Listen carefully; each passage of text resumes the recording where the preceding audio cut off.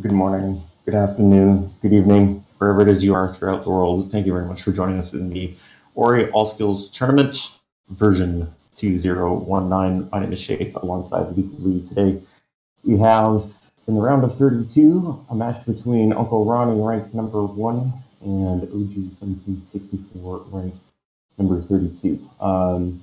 This is a dark horse match, to be fair, for og1764, and he knows it. His personal best, sitting at a 33.20 at the minute, is a fair chunk behind, about 4.5 minutes behind UncleRonny's PB. That is 27.53. However, it is worth noting that this is indeed Ori and the Blind Forest, the game that is in fact impossible to speedrun, and Ronnie, in his first qualifier race, posted a time of 33.42, which in fact is worse than OG's PP. So there is an outside chance that OG can pull through with a victory here today. Anything can happen. Ronnie could have an off day. You never know. So looking forward to this one. But OG knows he's kind of a little bit behind the 8 ball here today with you. Yeah, definitely don't count him out. It can go either way, and it seems, looking at the notes, that OG is going to be focusing on just his own attempts. But there is certainly a chance for both runners here. So I'm looking forward to the race. I've checked during the race. It doesn't look like Ronnie's going to be watching during, but OG will check at Feather, so there will be a bit of knowledge for OG halfway through the race who will be in the lead. Yeah, he's gonna basically treat this as a personal best attempt. He knows where he sits in terms of the potential outcome of this race, but he's gonna do his best. He's gonna give it the old college try, as I suppose you might phrase it. But yeah, it's number 1 versus number 32. So we'll see how this goes. It is a single elimination format. It's round of 32, so it is, you either win and go through, or you lose and you're out. And like I said, all it takes is for Ronnie to have an off day, and we've got an upset forthcoming here. So it should be a pretty exciting affair, no matter how you cut it. But we'll have to see how it goes. Yeah, it's going to be a fun match. Either way, we've got some exciting strats likely to come up soon, and we'll be underway in about 10 seconds now. So, let's see how this one goes.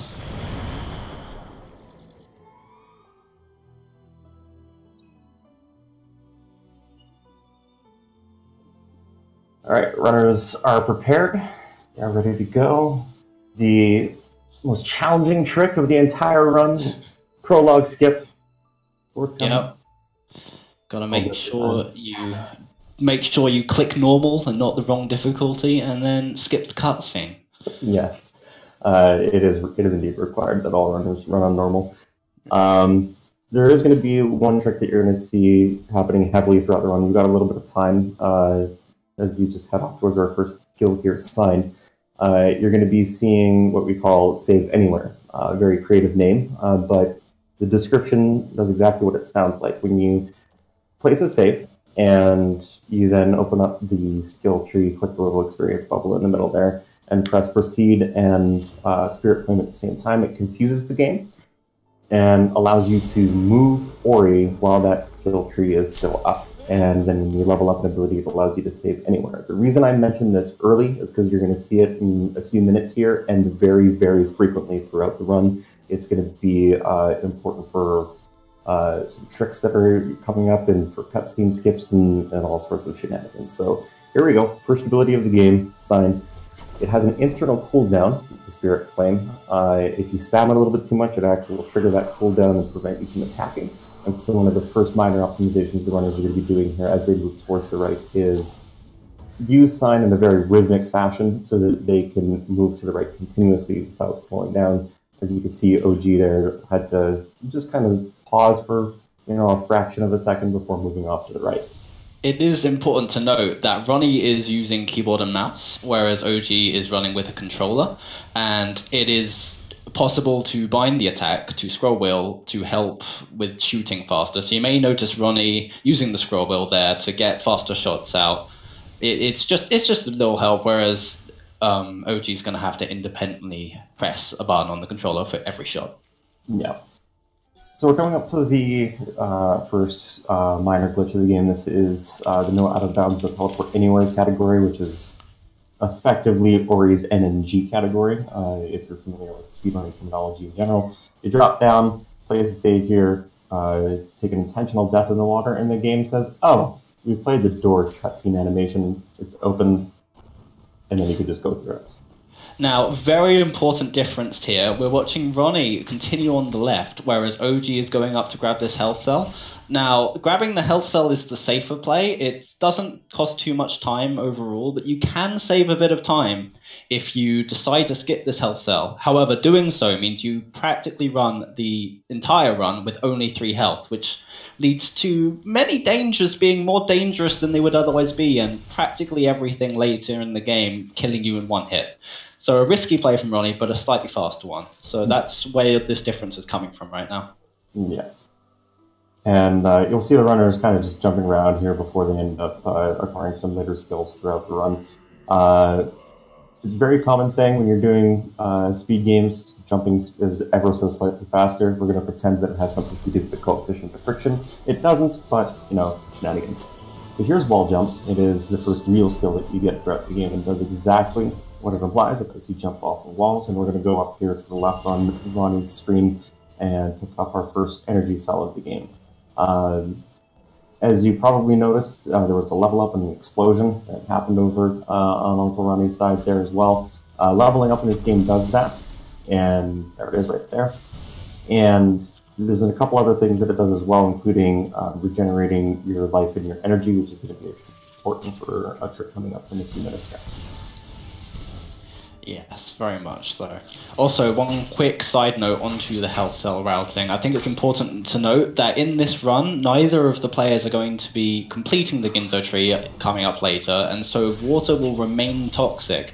Therefore, to be able to survive the final escape, there is some dirty water, so you will need at least 5 health. So we will be watching Ronny have to make up this difference in health later on in the run. Yeah. So it's not as big a lead as it may first appear right now, although it is still a time save for skipping the first health cell. Yeah, exactly. Ronny's going to have to pick up another health cell somewhere else along the run. It does save him about 4 seconds skipping that one at this point.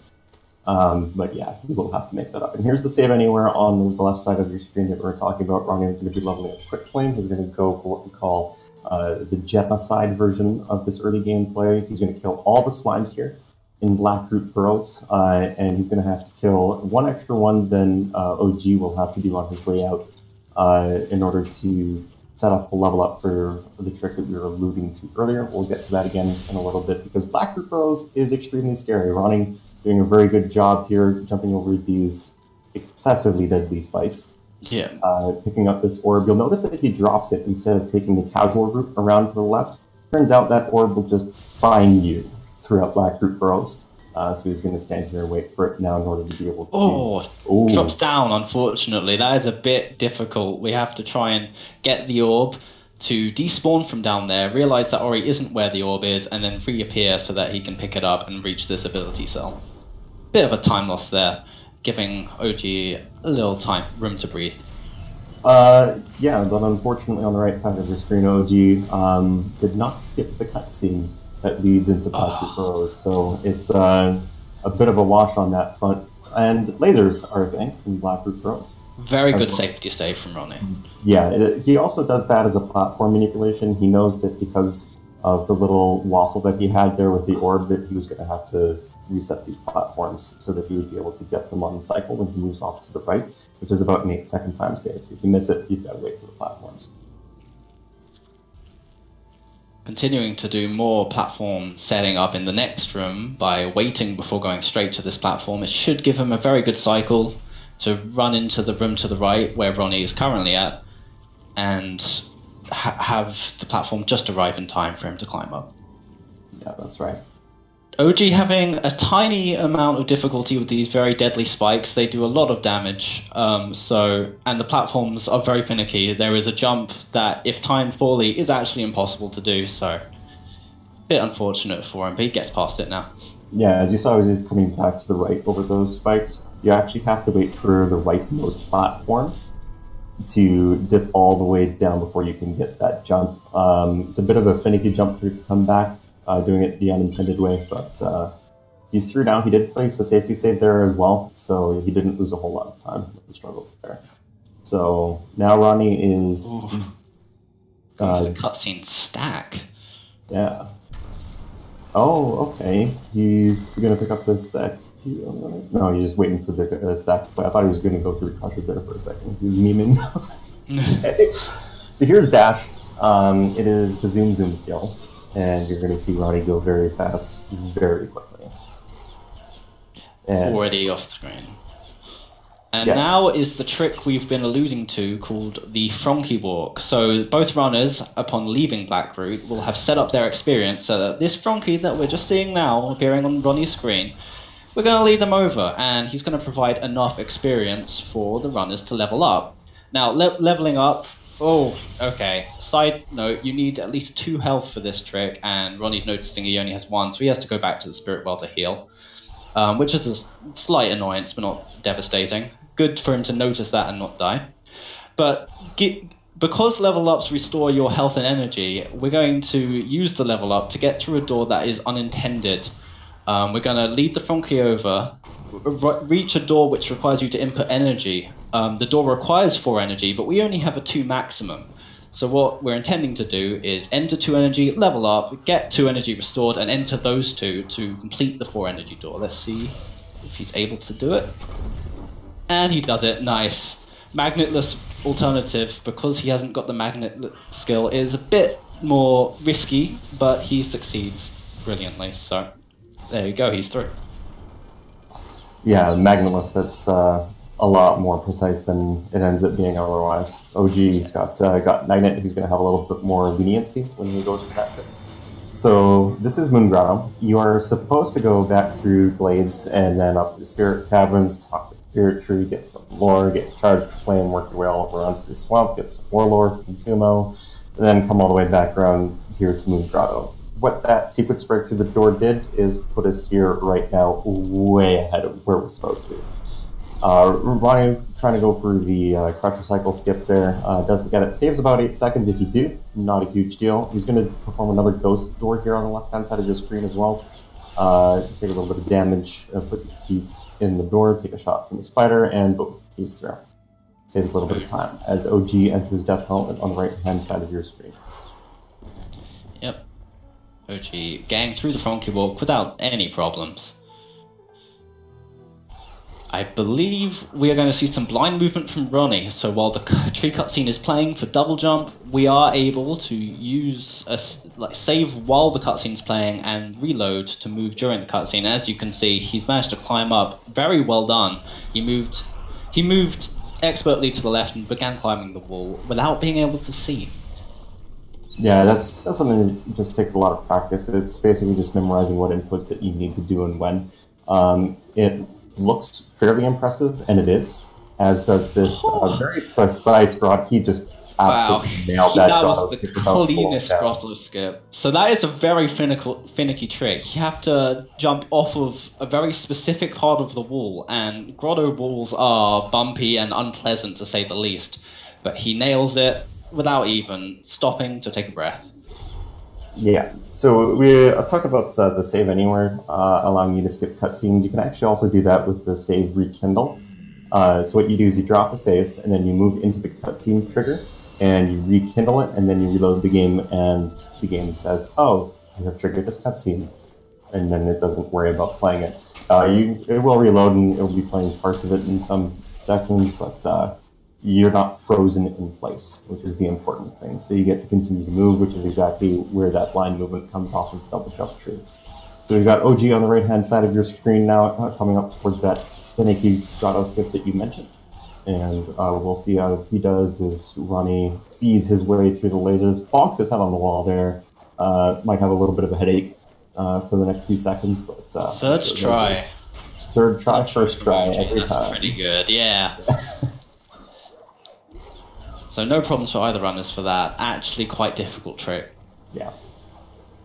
It takes a fair bit of practice. So Ronnie's going to be heading up towards the Ginzo tree. This is the only dungeon that you're actually going to see any measure of throughout the course of the run. If you've never played this game casually, you have to go to 3 dungeons. You have to go to the Ginzo tree, the Forlorn Ruins, and Mount Horu, and the intent is, story-wise, to restore all of the elements. You've got water here in the Ginzo tree, wind in Forlorn Ruins, and warmth in Horu Fields. We would not even really be in the Ginzo tree if it wasn't for the fact that we want to pick up one of the most unique skills in all of platforming games, in my opinion, Bash. But we don't do that, and which is why we were talking about not cleaning the water earlier on, and the reason why we have to manage our health and all those kinds of shenanigans. But yeah, you're not going to be seeing much of any dungeon other than this one throughout the course of the run. You won't see any of the Forlorn. It's very sad. In fact, you might even say that I feel forlorn for not seeing Forlorn. I don't. So, Ronnie, zooming through Ginzo, so far no issues. Some of these rooms are pretty precise movement. There are multiple ways to go about it. He's just taken an intentional death, not an unintentional, but an intended death there to get this shooter flower to be on a good cycle so he doesn't have to wait in this room for a while. And he's heading up to the mini-boss. Yeah, that's right. And we talked about the cooldown for Spirit Flame earlier. This is probably the most critical point for it. Ronnie's going to be trying to get 5 volleys in so that he can take down this mini-boss in 4 cycles. We'll see how he does. He's noticed there's a 1-frame window, by the way, that you can tell where the mini-boss is going to be spawning. There's a little bit of a flash. And very nice fight from Ronnie. That's the 4 cycles. That's beautiful. Yeah, fastest that you can do that. As OG on the right side of your screen is coming up to the Ginzo tree himself. So, forthcoming, there's going to be a keystone dupe here, another minor glitch that we perform, whereby we're going to place a save far enough off of the screen, and then we're going to go and collect some keystones, as we have another ghost door on Ronnie's side. And basically, if you're far enough away, the game gets a little bit confused, and if you take a death with those keystones input into a door, when you respawn, it will still have the keystones in your inventory. So you can then go and collect those keystones again, effectively getting them twice, and that is the key dupe. And so now, Ronnie has Bash. This ability is extremely powerful and extremely cool. You can take projectiles and enemies and all sorts of things, and you can bash off them, or it will go one way. The projectile, if it is a projectile that you're bashing off of, an enemy as well, will go the other direction. Very unique skill, very fun, and is going to be used for a trick coming up later on.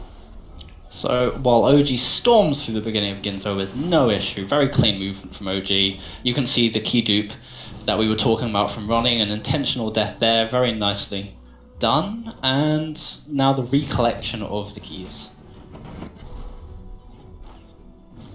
Yeah, and again, taking some intentional damage off the spikes. Having a little bit of trouble with that rightmost keystone. He wants to take another intentional death here for yet another ghost door. This is the second Ginzo mini-boss. Final boss of the Ginzo tree in our run. Yeah, the escape is not a boss in this run. So all you do is you jump off the wall of the projectiles and you bash the projectiles back to the mini-boss. You open up the door and you grab the teleporter, and that is Ginzo. I'm afraid we will not be hearing Gareth Childer's fantastic music at the end of the Ginzos. OG clearing the mini-boss is gonna be continuing forward. Seemed to have a little wave of the cursor there in annoyance, but still is clearing through without too much trouble, about to reach Bash. Meanwhile, it looks like we're going to see some blind movement from Ronnie once again. This will A, make deadly lasers not spawn, and B, allow him to move to the right while this cutscene plays, which doesn't really save much time over, but some people prefer it. Yeah, it's more of a preference thing. Yeah, exactly right. There's some things that can kind of go on if your movement gets a little wonky. You can technically get through that laser section on a cycle where you don't have to worry about the lasers at all. But it's just kind of a little bit of a safety thing. You get to save and the reload there, and you don't have to worry about them. So Ronnie on the left-hand side of your screen now is coming up to his next skill called Stomp. You just saw him perform a trick called Swamp Entry as well, which is one of the many useful things that Bash does. You're supposed to come out of Swamp that direction, and that little blue lake area is the area that we would normally pick up keystones. But because we are cleaning the water, we come up with the key dupe and yada yada yada. And you're supposed to land out of the Ginzo escape at that blue lake, and don't do that because it's slow. So we kind of have to break into the swamp area going the other way. So Ronnie has Stomp, is going back out, and OG on the right hand side of your screen is finishing up his Ginzo right now, getting his Ghost Door very nicely, and onto his second mini boss. Ronnie is going to be using the same frog once more, which we've aptly named Ringo from the audio you may have heard, to continue his XP routing. And now coming up to a trick called Kuro Cutscene Skip. There is a cutscene here, but yep, there we go. Ronnie has managed to do a very precise bash to get past the cutscene trigger without it activating, which saves a fair chunk of time. So good job. Hopefully we won't see that in either races. So, I mean, is there even a cutscene there? Sometimes I doubt it. It is questionable. There is another one here as well, which he actually double bashes the projectile up in order to be able to circumnavigate. Double bashing, we're going to be touching on that coming up for our sequence break into Sorrow as well. And so a trick that you can do where if you bash off of a projectile and then 1 frame later you bash again, you can actually double bash it, which allows you to conveniently redirect Ori and projectiles in a slightly more precise manner in the direction that you want to head. So OG on his Swamp Entry right now does not dip Ringo into the poison water very nicely, and he's going to be heading on towards Stomp. And as you alluded to earlier, Licky, OG does play on controller, so he's opted for a non-double bash method here by actually bringing Ringo down with him into that little cave there to make his life a little bit easier to get that section all shot off to the ceiling. Yeah. Getting double bashes consistently on controller is definitely a task that you would be very brave to try and achieve during the tournament run. Yeah, it's one of the reasons that a lot of runners prefer KBM, as specifically just for double bashing. This run is certainly completable on either input method, but it is easier to do with keyboard and mouse. Alright, we're coming up to a difficult trick here known as Fast Stompless on Ronnie's screen, so turn your attention to the left. Very precise bash shot there, and followed by having to rush to the right to despawn some rocks that will block that shot's projectile. Hopefully, if aimed correctly, there you go, it breaks rocks that were to the left of off-screen, and allows Ori to knock the rocks onto Kuro's head without going up and stomping on them. So a faster trick if you get it first try, but very, very precise aim and movement there. Yeah, so now we're coming up on probably, I would say, the biggest wall for newer runners is the sequence break into Sorrow. Because we do not restore the elements of wind after we pick up Feather here from Kuro and do the intended thing of gliding into Sorrow Pass. We take these birds and we bash them into very specific positions. And then we glide off to the right here, dash, dash back, and another bash upwards, and Ronnie is through. That is an exceedingly difficult thing to do, and Ronnie, the professional that he is, makes it look ridiculous. Yeah, plenty of experience with that trick. And now another very difficult trick, Crazy Juggle. See on the left side of the screen, Ronnie is juggling this frog. He has 1 to 3 frames to enter a stomp before reaching the frog every time he does a charge dash, otherwise he will damage the frog and kill it. So he manages to do that consistently and bring the frog up to destroy another platform above him. Very scary stuff, but very well performed from Ronnie. Yeah, we do allow keybinds to be swapped around for the purposes of this speedrun, including doing things like inputting 2 things onto the same keybind. So, for example, for the save anywhere, that Ronnie's got up right now. In order to activate this, you can have a keybind that does Proceed and Spirit Flame at the same time, which does make that trick easier, but it is by no means easy, and it saves for about 7 seconds.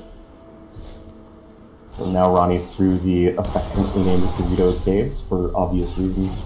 Another ghost door here as he heads off to pick up his next skill. You know, OG is picking up Charged Flame and is heading into Valley to do his own Fast Stompless and Sorrow Bash. So that's rapidly approaching. Yeah, so Ronnie's having a pretty good performance here. OG's going to check his clock, see where he is, and he's going to realize that he's approximately 3 minutes behind as of Charged Flame. So, you know, it is what it is. It's the nature of the top versus bottom. Meteor kick from Ronnie coming down, which is basically an inverted rocket jump. Rocket jump being where you charge dash at an enemy and then cancel it with a jump, and then the game forgets what speed you're supposed to be going and lets you go super, super fast. Very nice sequence of semi-precise dashes there from Ronnie as well, followed by a rocket jump, which is Speaking of super, super fast, this is Misty Woods, where runners can show off their practice in Misty Woods. It's a very nice area for runners to play to their strengths and really get a personal flavor on their movement. It's a very fast station. Most people enjoy it. Yeah, this is personally my favorite to go through. Yes, and as you mentioned, yeah, a lot of runners really enjoy going through this because it is, you know, all these spikes that want to have you for dinner. A very precise movement that you have to do, and a lot of stop cancels, which... Sorry to cut you off, but OG is doing his Fast Stompless, a trick that, with controller, is much harder to be lined up and precise. So we're going to see that shot looks good to me, but he has to rush up to this ability cell to make sure he grabs that, and he gets it. Nice. Okay. Very good. Sorry to cut you off. Please continue. No worries at all. So yeah, if you didn't know, when you charge dash at something, it consumes energy, but you can cancel that by either stopping or bashing off of an enemy or a projectile, which will refund the energy while still allowing you to charge dash. So despite the fact that we don't have a whole lot of energy throughout this run, we can continue to go very, very fast by, I guess, filing our energy tax returns and getting our rebates. You can't, unfortunately, you know, just go into Misty and come back out. So you do end up seeing a lot of Misty Woods that a lot of runners would prefer to avoid. It is very fun to run through, nonetheless. And there's a mini boss, and there isn't. Wait, I was looking at OG. What mini boss? Yeah. So let's see how OG does on his Sour Bash here on the right-hand side of the screen, picking up that extra little bit of energy. As back in rocket jump upwards. Make the setup a little bit of a waffle. Second go. Ooh, takes the damage boost. Yeah. He did add in his notes that he often damage boosts on the Sorrow Bash, so that was intentional. Yeah. It makes going through Sour a little bit more scary afterwards, but it does make the setup for Sour Bash a little bit more as well, depending on, you know, your preferences and sort of levels of practice that you get. Oh. Is he going? I think he's going for the crazy juggle from OG. He noted that he would do a terror break, which is a different strat, but he is going for the crazy juggle, and he's going up there. He's nearing the top. This is a very difficult trick. Oh. Will the frog? No, the frog's not spiked. No.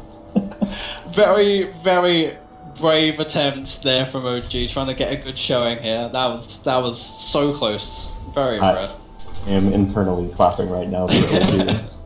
OG, the memer himself, is showing why he has that title. Yeah, he's still gonna have the terror break option, but man, and he was actually, for controller, you could see the arrow from the bash kind of whipping around really fast. That was impressively fast for OG to be doing. You can tell that he's put in some work on that, so yeah. Props to OG. Meanwhile, on the left-hand side of your screen, Ronnie has Grenade now, which is a skill that we pop in and grab real quick, because this is the All Skills category. not required for the run, but it allows us to save approximately 40 seconds at the end in the final escape in Mount Ori, so we pick it up. There's going to be a skill. It is required for the run, seeing as it's all skills. Well, yes, that's exactly what I said. Sorry. But as I meant required in terms of like busting through things or using it to get into areas we don't need it. But sure. For the category, yes, and for saving the 40 seconds, you can effectively perform your own rocket jump from anywhere as long as you have a wall that you can climb on. So you grab a wall, you climb onto it, you throw a grenade, and you're going to see it from Ronnie there. 1 frame later, you charge jump after the grenade, and boom, you're in front of that for it. So we've got door warp coming here, which can be a nightmare for some runners. Basically, the way that it works is that when you enter a door the frame after you reload the game puts you places that you're not supposed to go. And conveniently for us at Mount Ori, you can skip the entire dungeon just like that by pressing up and entering the door immediately afterwards. So, and as was noted by Ronnie, he's going for another trick called Warm Skip, which is allowing him to skip this cutscene, but doesn't mean he has to do the final escape at the start blind. So successfully doing so, well done from him. It also does not refresh energy, so he has to make sure that he has energy for the final grenade jump, or he will lose the time that you aforementioned. Yeah, very scary, but coming up to the Fisklin now, because we didn't clean the water, he has to make sure he gets through with only 5 health, but he does so. He has to be very precise with that swim, or he will die and be sent back to the beginning of the final escape. And now coming up to the final grenade jump here, nails it first try. Yeah, it is possible to soft lock the game if you don't aim that correctly, worth noting, which means that you would have to reload and start the final escape all over again. Ronnie? Hello? Okay, good. Not a soft lock. That seems to take it just a little bit longer for me for some reason. The nerves are always real after the final grenade. Yeah, it looked clean, but yeah, that black screen sometimes. So he's through. It's about a minute and a half cutscene there, and he skips about half of it. So. GG to Ronnie, just holding right here. No, going across the finish line. Timer stops when we pass the tree, and there we go. 28:48, insane time from Ronnie. Very impressive. Yeah, that's his personal best overall, which is rank 2 on the leaderboards for this category, is a 27:53. So just under a minute from his personal best. And his qualifier best as well is a 28:35. So 13 seconds off there. Very nice performance by Ronnie.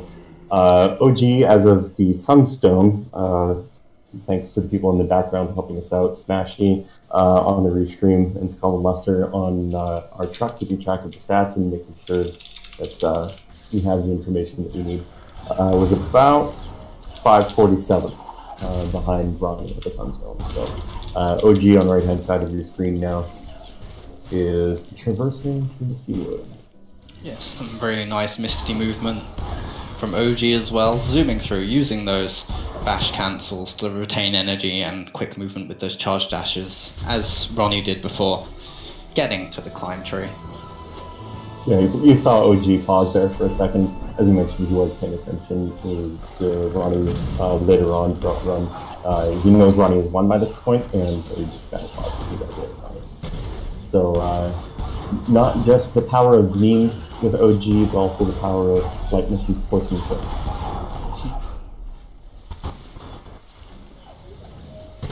It's just showing the good attitude of most of the community here. Willing to mid-race congratulate your competitor. Good sportsmanship, for sure. 1 second off the qualifier average for Ronnie as well. It's a minor stat note, okay. Ronnie has said, by the way, that he should have died on the featherless Sorrow exit. He has no idea how he survived it.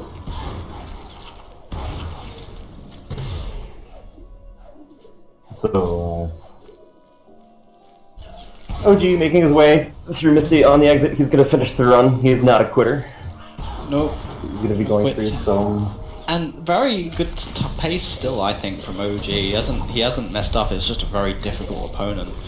We're gonna see this mini boss get sucker punched 1, 2, each of them as they pop out the ground, immediately die. And we're gonna head through here so that we can reset Misty Woods and head on out to Lower Black Root. Yeah, Ronnie has also said he's actually, we'll bring him in for an interview after that as well.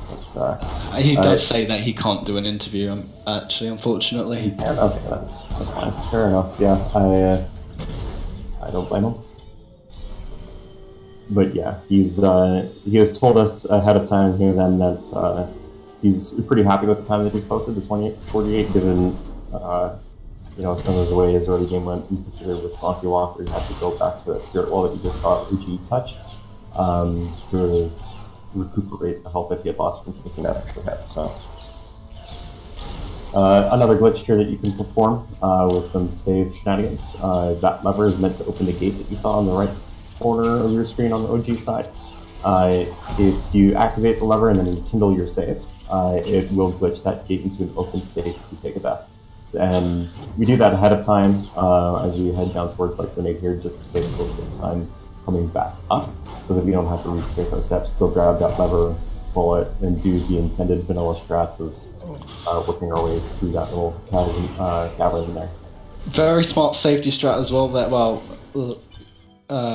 making up for error strat there from OG. Good backup strat, I should say. Grabbing the energy crystal before heading up so he can place the save and skip the 70-second, I believe, cutscene that would have played otherwise. Yeah, that is a time loss. That is some lore that tells you about how, excuse me, Ori's a kid and playing around with another one of our protagonists here, whose name is slipping my mind for some reason. No. No, that's correct. Thank you. It's 6 or 8 in the morning. I'm gonna forgive myself. Yeah, you have every excuse. So they're playing around, and Nara's dad isn't too happy about it, and it's just, but yeah, it's 70 seconds. It is detrimental to speed gaming. We don't like it, so we skip this and save reload. So OG's got Grenade. He does in fact have all the skills. He has satisfied the requirement for the run. And he's going to be heading his way to Mount Toru as well. I believe we are at 6th health now for Ori. OG, sorry. Correct me if I'm wrong. Just following his notes, that should have been the last. He does pick up an extra health for the sake of safety on the swims. The swim being very dangerous, it's very good if you have any doubt to grab the 6th health. It makes the escape a lot less of a devastating risk. Yeah, really nice movement across there with some stomp cancel charge dashes there from OG as well. I will say this throughout the course of this run, OG's stomp cancels for the charge dashes have been on point. Yeah, retaining energy and moving fast. Right, we're coming up to OG's door warp. Once again, a 1 frame input on the reload to try and get the door to move you to a position that is not where the game intended. Let's see how he does. Gets it first try. Nice. That's a 1 frame first try.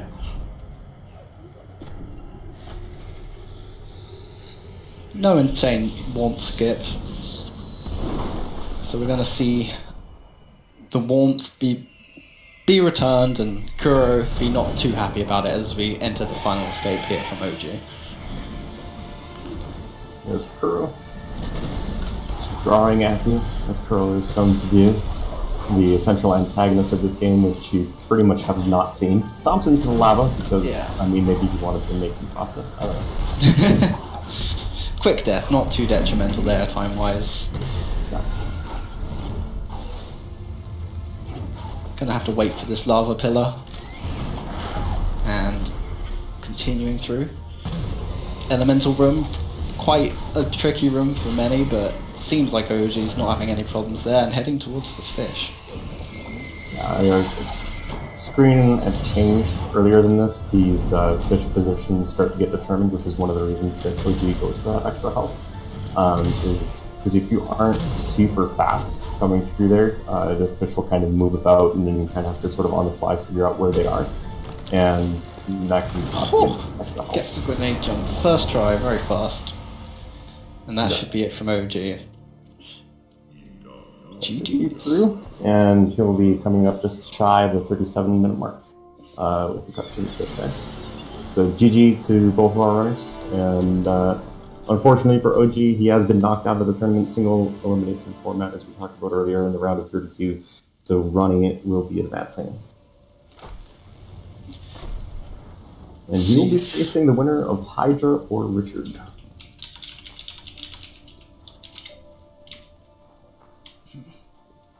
We won't have Ronny coming in here. We'll see if OG is willing to have a little quick chat with us. Yeah.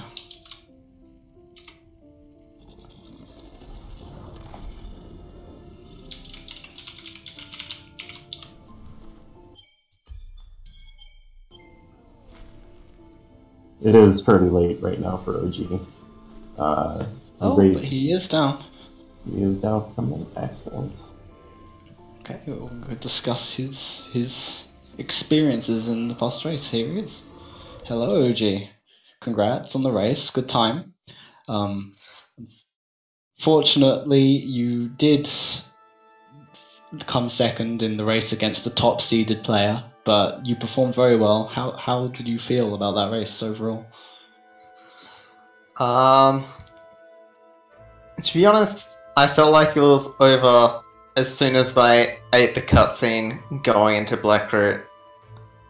And then there was a bit more dodgy stuff on the way, and I was just like, this is just a whatever. It's just a whatever run. It did seem like you were having fun with the run in general, though, because you typically go for Terror Break in Sour Pass, and you decided to go for the crazy juggle. Unfortunately, the frog hitting that corner on the spike at the very last there. But once you kind of ate that cutscene, like, an unfortunate thing.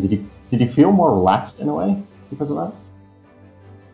I mean, not really, because I wasn't nervous because I was racing Ronny, because, I mean, come on. But, I don't know. It maybe relaxed me because I knew that I wasn't getting a good time, so I could just go, yeah, whatever. But sometimes that works in the opposite way, in which you go, oh wow, I screwed up this cutscene skip that I do literally every run. Like, how am I this bad? And it sort of starts that sort of spiral, but this one was fine. Yeah, I definitely understand that sentiment. Yeah, anything can happen in the world of Ori. What was your first impression? You said before the race that you were going to check the stream at Feather. What was your reaction when you did so once you reached Feather? So I cheated at Stomp and pretty much just laughed because he was already in Valley.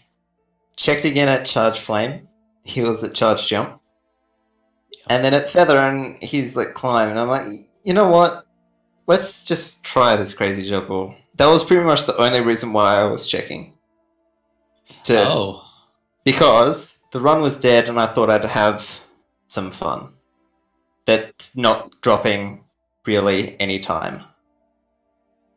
If I get it, which I was close. I was pretty happy with that juggle. What would you say your success in practicing that has been? Success percentage? Because I don't even go for it.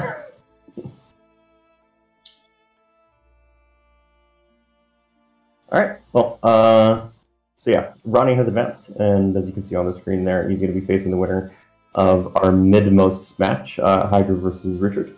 GG to you, OG. Thanks for the race, and we appreciate you stopping in. GG, glad you had fun with it. Thank you. Thank you for commentating, and of course, GG to Ronny. Yeah, unfortunately, as I mentioned, Ronny had to take off, but we'll pass on the GGs there if you haven't already. And yeah, so thanks, Loopy, for joining me on the commentary. Appreciate you having me. The next race coming up should be Dew versus Primorix. Yeah, it's going to be at 1 o'clock Eastern Time. We're going to be running a whole bunch of Ori throughout this week as well, by the way. Thursday, we're going to have Wilson versus Rufus. That's going to be at 2 p.m. Eastern. And then we're going to have Lester versus Matter Monkey at 3 p.m. And 5 p.m. it's going to be Tarot versus Griffs. So, okay. Yeah. 1 p.m. Eastern is going to be our next race. Primarch versus Dedu. Thanks again, Loopy. Thanks to Skull, Smashy, and Luster helping us out on the back end. And we'll see you again. Yeah. 1 o'clock. Thank you, Shafe, and thanks for watching.